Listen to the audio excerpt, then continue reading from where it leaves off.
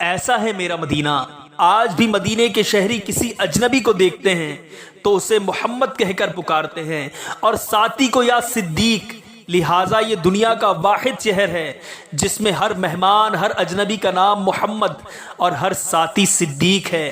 انصار نے حضور صلی اللہ علیہ وسلم کی تواضع کی اور ان کی نسلیں حضور صلی اللہ علیہ وسلم کے مہمانوں کی خدمت کر رہی ہیں۔ رمضان میں پورا مدینہ اشیاء خورد و نوش لے کر مسجد نبوی شریف میں حاضر ہو جاتا ہے۔ دسترخوان بچھا دیے جاتے ہیں، میزبانوں کے بچے مسجد نبوی کے دالانوں، ستونوں اور دروازوں میں کھڑے ہو جاتے ہیں۔ حضور صلی اللہ علیہ وسلم کا جو بھی مہمان نظر آتا ہے وہ اس کی ٹانگوں سے لپٹ کر افطار کی دعوت دیتے ہیں۔ مہمان دعوت قبول کر لے تو میزبان کے چہرے پر روشنی پھیل جاتی ہے اور نامنظور کر دے تو میزبان کی پلکیں گیلی ہو جاتی ہیں۔ میں مسجد نبوی میں داخل ہوا تو ایک 7-8 برس کا بچہ میری ٹانگوں سے لپٹ گیا اور بڑی محبت سے کہنے لگا، چچا آپ میرے ساتھ بیٹھیں گے؟ میرے منجمد وجود میں ایک شعلہ سا لرز اٹھا۔ میں نے جھک کر اس کے ماتھے پر بوسہ دیا اور سوچا کہ یہ لوگ واقعی مستحق تھے کہ رسول اللہ صلی اللہ علیہ وسلم اپنے اللہ کے گھر سے اٹھ کر ان کے گھر آ ٹھہرتے اور پھر واپس نہ جاتے۔ وہاں روضہ اطہر کے قریب ایک دروازہ ہے، باب جبرائیل۔ آپ صلی اللہ علیہ وسلم ام المومنین حضرت عائشہ صدیقہ رضی اللہ تعالیٰ عنہ کے حجرہ مبارک میں قیام فرماتے تھے۔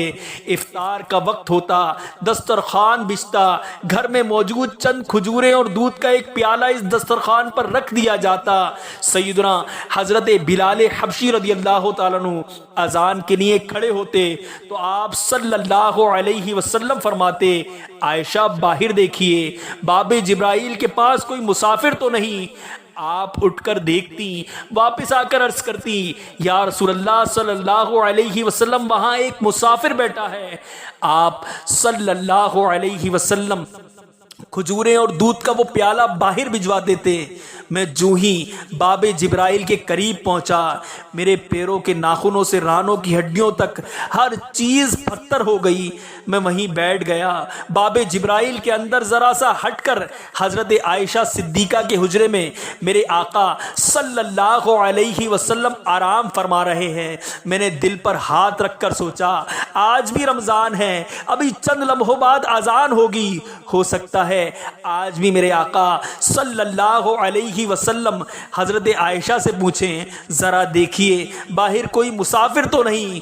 اور ام المومنین عرض کریں گی، یا رسول اللہ صلی اللہ علیہ وسلم باہر ایک مسافر بیٹھا ہے، شکل سے مسکین نظر آتا ہے، نادم ہے، شرمسار ہے، تھکا ہارا ہے، سوال کرنے کا حوصلہ نہیں، بھکاری ہے لیکن مانگنے کی جرت نہیں۔ لوگ یہاں کشکول لے کر آتے ہیں، یہ خود کشکول بن کر آ گیا، اس پر رحم فرمائیں یا رسول اللہ، بیچارہ سوالی ہے، بیچارہ بھکاری ہے۔ اور پھر میرا پورا وجود آنکھیں بن گیا اور سارے اعضاء آنسو بن گئے۔